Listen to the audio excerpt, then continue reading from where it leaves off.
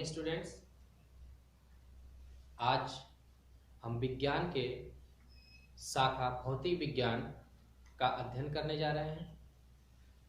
भौतिक विज्ञान विज्ञान की ही एक शाखा है जिसमें हम प्रकृति में होने वाली घटनाओं का अध्ययन करते हैं। प्रकृति में द्रव्य और ऊर्जा से संबंधित होने वाली घटनाओं का अध्ययन करते हैं। तो आपके सिलेबस के अकॉर्डिंग आपका प्रथम चैप्टर यानी पहला चैप्टर प्रकाश है। तो चलिए हम लोग पढ़ते हैं प्रकाश को। प्रकाश, लाइट।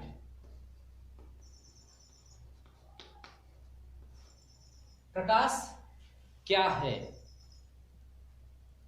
प्रकाश हमारे दैनिक जीवन में किस प्रकार उपयोगी है? प्रकाश के कौन कौन से स्रोत हैं? प्रकाश के क्या गुण हैं? प्रकाश के द्वारा कौन कौन सी घटनाएं होती हैं? इन सब के बारे में हम प्रकाश में क्रमवार तरीके से पढ़ेंगे। तो सबसे पहले हम लोग जानते हैं प्रकाश क्या है। What is light? प्रकाश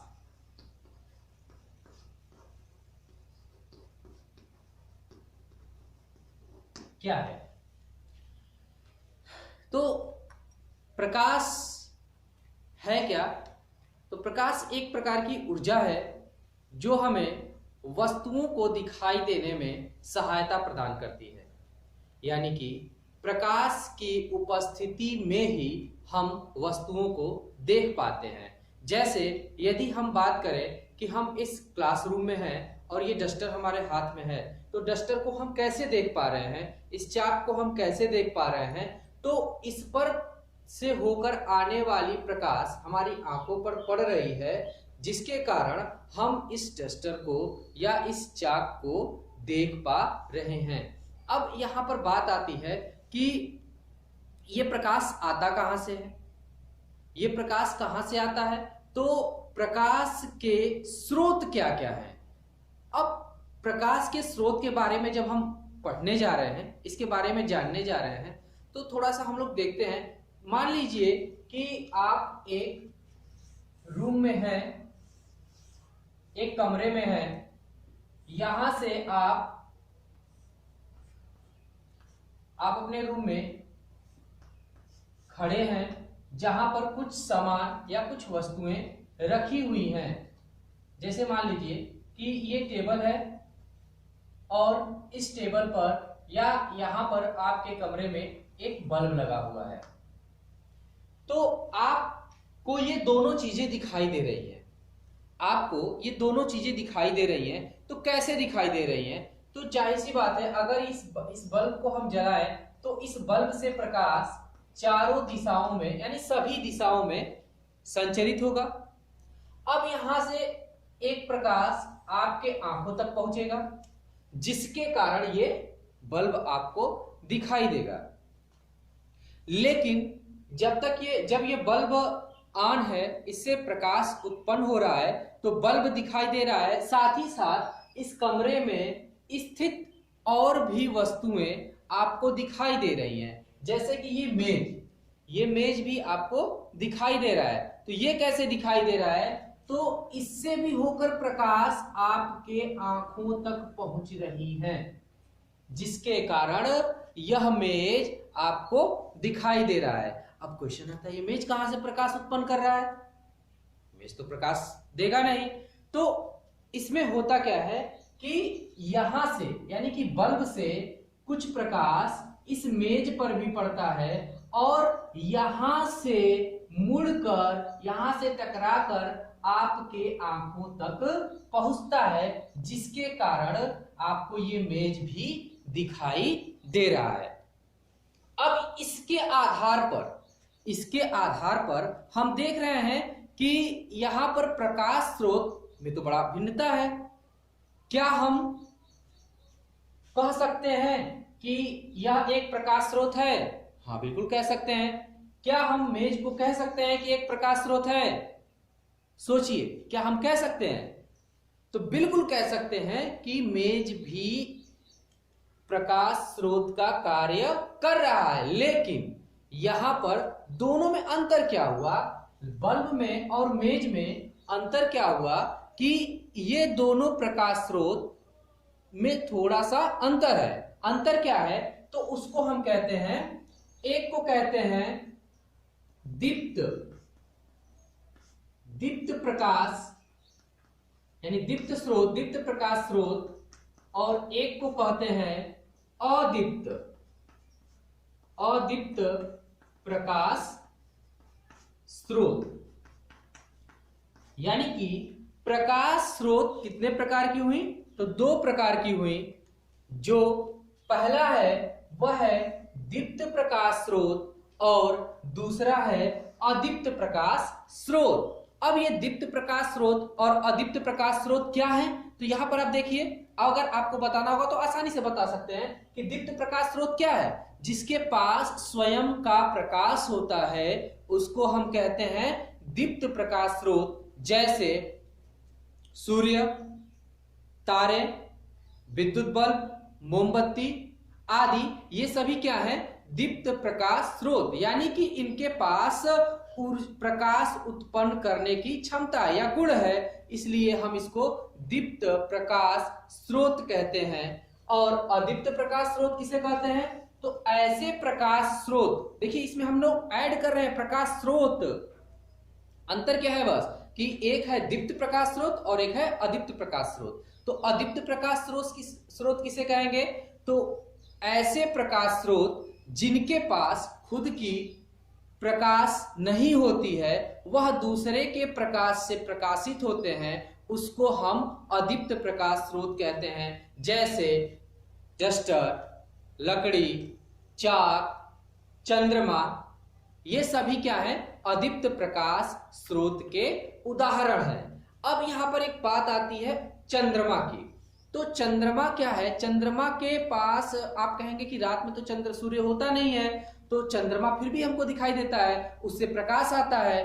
तो ये आपका सोचना सही है कि सूर्य की रोशनी आपको नहीं मिल रही है, लेकिन तब आप कह रहे हैं कि चंद्रमा से प्रकाश आ रहा है, लेकिन ऐसा वास्तव में होता नहीं है। होता क्या है, इसको हम छोटे से फिगर की सहायता से समझेंगे कि हम चंद्रमा को अदीप्त प्रकाश स्रोत क्यों कहते हैं।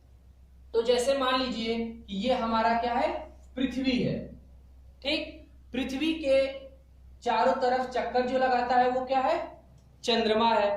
अब यहां पर मान लीजिए सूर्य है जो कि बहुत दूर स्थित है। तो होता क्या है कि सूर्य से प्रकाश किरणें सभी दिशाओं में संचरित होती हैं। तो यहां से प्रकाश जो पृथ्वी तक पहुंचता है, तो हम सूर्य को क्या कहते हैं, सूर्य एक प्रकाश स्रोत है, तो दीप्त प्रकाश स्रोत है। क्यों, क्योंकि इससे स्वतः यानी कि इसके पास प्रकाश उत्पन्न करने की क्षमता है, यानी कि इसका खुद का प्रकाश है, जिसके कारण हम इसको दीप्त प्रकाश स्रोत कहते हैं। और यहां से जब प्रकाश पृथ्वी तक पहुंचता है तो यह सूर्य भी हमें दिखाई देता है, लेकिन यहां से कोई प्रकाश नहीं आता है। होता क्या है, चंद्रमा हमें दिखाई तब कैसे देता है जब इसके पास खुद का स्रोत नहीं है, प्रकाश स्रोत नहीं है, तो यह हमें दिखाई कैसे देता है। तो यहां पर होता क्या है कि ये सूर्य की किरणें इस चंद्रमा पर भी पड़ती हैं और यहां से मुड़कर वो पृथ्वी तक पहुंचती हैं, जिसके कारण हमें ये चंद्रमा भी दिखाई देता है, अर्थात चंद्रमा के पास खुद का कोई प्रकाश नहीं होता है, यह सूर्य के प्रकाश से प्रकाशित होता है। तो समझ में आया चंद्रमा किस प्रकार का प्रकाश स्रोत है, तो यह अदीप्त प्रकाश स्रोत है।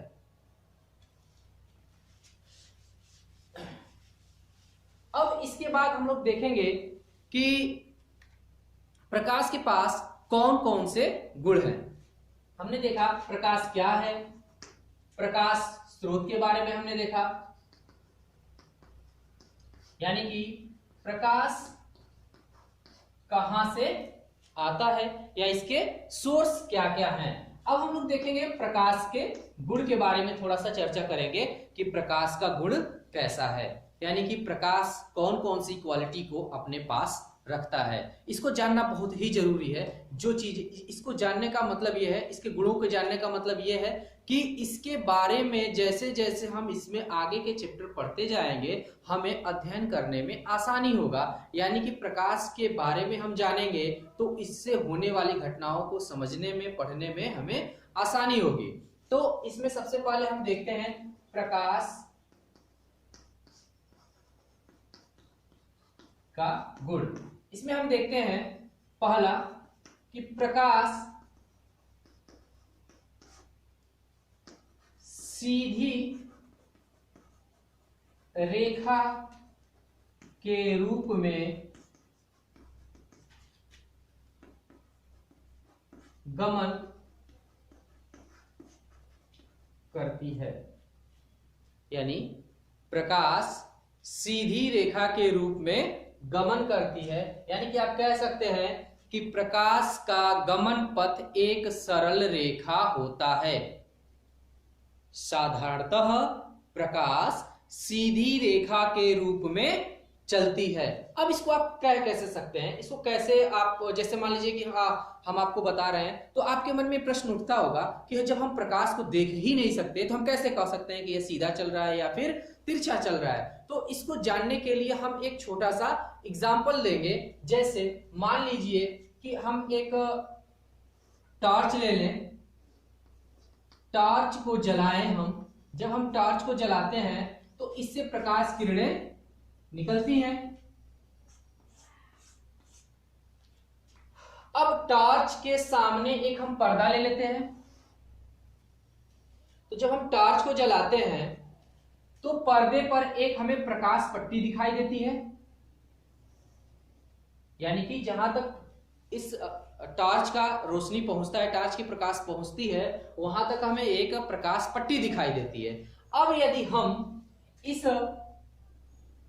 के माध्यम में एक अपारदर्शी, यानी कि टॉर्च से जो प्रकाश निकल रही है उसके मार्ग में हम एक अपारदर्शी प्लेट रख दें तो हम क्या देखते हैं, इस पर्दे पर हमें क्या दिखाई देता है कि पहले जो हमें प्रकाश पट्टी दिखाई दे रही थी अब वैसा नहीं दिखाई दे रहा है। इसमें दिखाई क्या दे रहा है कि इस के आकार का, इससे बड़ा भी हो सकता है, इससे छोटा भी हो सकता है, यानी कि एक अंधकार पट्टी यहाँ पर बन जाती है और हमें बाकी जगहों पे तो प्रकाश दिखाई देता है, उजाला दिखाई देता है, परंतु जो इसके मार्ग में अवरोधक यानी अपारदर्शी पट्टी रख दी गई है, एक पदार्थ रख दिया गया है, वहां पर हमें रोशनी पहुंचता हुआ नहीं दिखाई दे रहा है। इसका कारण क्या है? अब यहां से हम कह सकते हैं कि यदि प्रकाश एक सीधी रेखा के रूप में नहीं चलता तो क्या होता, तो यहां से ये कूद कर वापस यहां पर आ जाता और यहां से कूद कर यहां पर आ जाता, ये भी कहीं से इधर उधर से होके आ जाता। यानी कि अगर ये सीधी रेखा के रूप में नहीं चलता तो यहां पर हमें अवरोधक का परछाई नहीं प्राप्त होता, जो कि ऐसा नहीं होता है। यानी कि हम कह सकते हैं कि प्रकाश सीधी रेखाओं के रूप में चलती है। अगर इसके मार्ग में हम कोई अवरोधक रख दें तो वह अवरोधक या वह अपारदर्शी पदार्थ उसके सामने से होकर आने वाली प्रकाश को रोक देते हैं। प्रकाश के गुण में दूसरा क्या है? प्रकाश एक प्रकार की ऊर्जा है जो स्वयं तो दिखाई नहीं देती परंतु वस्तुओं को दिखाई देने में सहायता प्रदान करती है, अर्थात इसकी उपस्थिति में हम वस्तुओं को देख पाते हैं। अगर प्रकाश उपस्थित नहीं है तो हम वस्तुओं को देख नहीं सकते हैं। अगला है इसका निर्वात में प्रकाश गमन कर सकता है, अर्थात प्रकाश को चलने के लिए किसी माध्यम की आवश्यकता नहीं है, यह निर्वात में भी चल सकता है। अगला है निर्वात में प्रकाश की चाल 3 × 10⁸ मीटर प्रति सेकेंड होता है। यानी कि यहाँ पर लिखा गया है निर्वात में प्रकाश की चाल, यानी इसके कहने का मतलब क्या है कि ये सिर्फ निर्वात में प्रकाश की चाल 3 × 10⁸ मीटर प्रति सेकेंड है। यानी कि इसका अगला गुण तब क्या हो जाता है कि भिन्न भिन्न माध्यमों में प्रकाश की चाल भिन्न भिन्न होती है। अर्थात कहने का मतलब क्या है जैसे जैसे मीडियम चेंज होगा, यानी कि मीडियम चेंज होने का मतलब वायु, जल, कांच या कोई ऐसा पारदर्शी माध्यम जिसमें प्रकाश संचरित हो सकता है, तो उसमें यानी कि उन माध्यमों में प्रकाश की चाल भिन्न भिन्न होती है। अगला है प्रकाश विद्युत चुंबकीय तरंगों के रूप में संचरित होता है। अब यहां पर एक नया वर्ड आपको मिला, विद्युत चुंबकीय तरंगों। अब ये एक जानने का विषय है कि ये है क्या।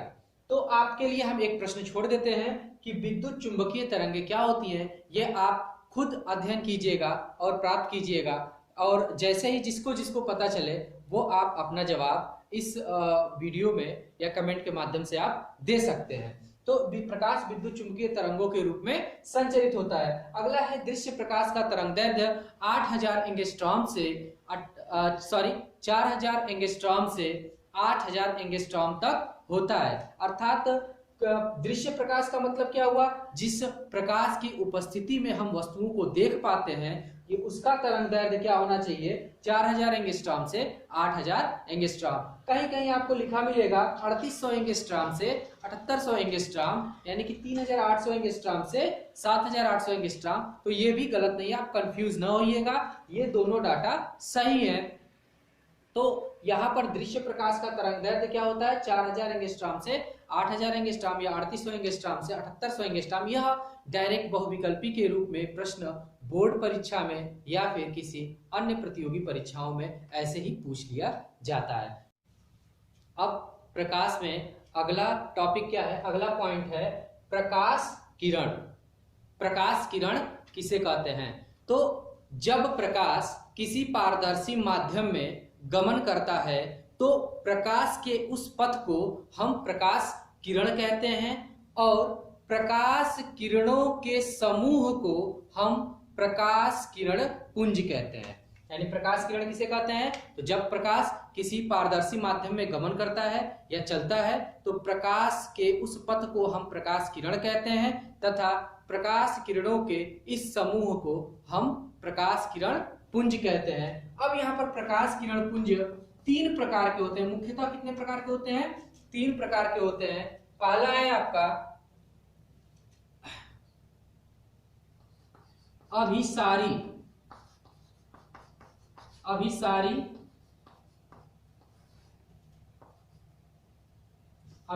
किरण पुंज। अभिसारी किरण पुंज, इसमें होता क्या है, अभिसारी किरण पुंज यानी कन्वर्जेंट आपका रेस में क्या होता है, इसमें होता क्या है कि जब प्रकाश किरणें किसी बिंदु पर मिलती हुई प्रतीत होती हैं या मिलती हैं, ऐसे प्रकाश किरणों के समूह को हम क्या कहते हैं, अभिसारी किरण पुंज कहते हैं। यानी कि वे किरण पुंज, वे प्रकाश किरण पुंज जो किसी बिंदु पर मिलती है या मिलती हुई प्रतीत होती है, उसको हम अभिसारी किरण पुंज कहते हैं। दूसरा है आपका कि दूसरा है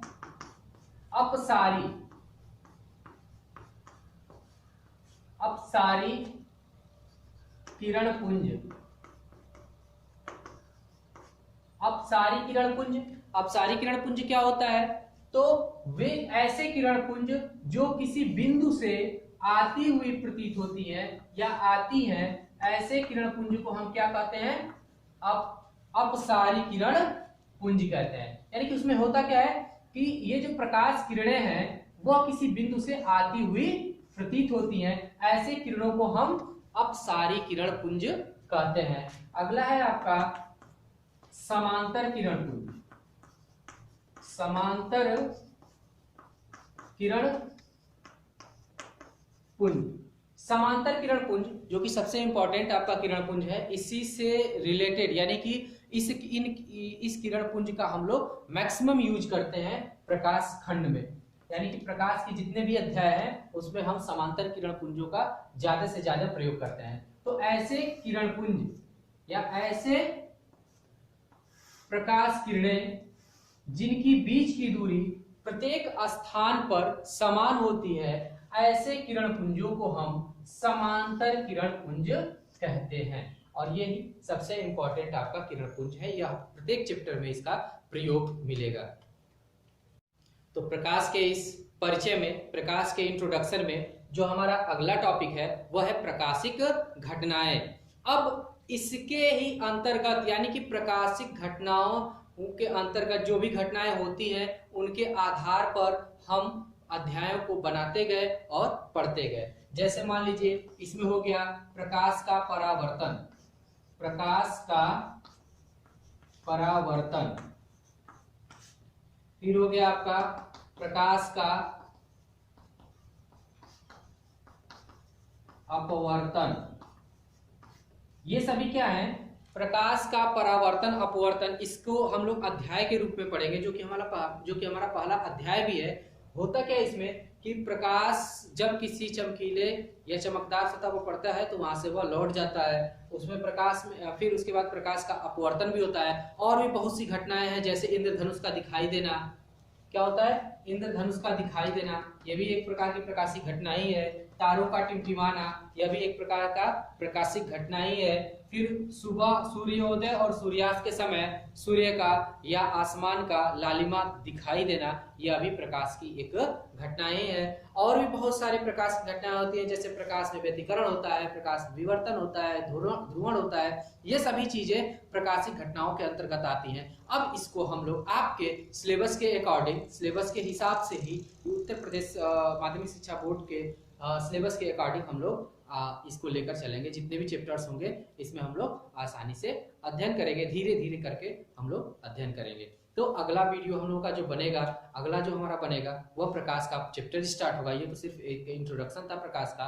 तो अब हमारा चैप्टर स्टार्ट होगा जिसका नाम है प्रकाश का परावर्तन तथा अपवर्तन। तो इसके लिए आप इसको देखते रहें। इससे संबंधित जितने भी प्रश्न रहेंगे वो आपको डिस्क्रिप्शन में डाल दिए जाएंगे। पीडीएफ के माध्यम से आप उसको डाउनलोड कर सकते हैं और उन प्रश्नों को हल कीजिएगा, जिससे आपको आसानी होगी इन सभी बातों को समझने के लिए। इसमें छोटे छोटे प्रश्न बनेंगे जिसको आपको आसानी होगी याद करने में। तो अब इसके आगे का वीडियो बनेगा वो प्रकाश का परावर्तन और अपवर्तन, जो कि जहां से आपका चैप्टर शुरू होता है। तो इस वीडियो के अंत में हम यही कहेंगे कि आप घर पे रहें, सुरक्षित रहें और आपकी शिक्षा या आपका पढ़ाई नुकसान न हो, जिसके लिए आप इन सभी वीडियो को देखते रहें और अपना अध्ययन करते रहें।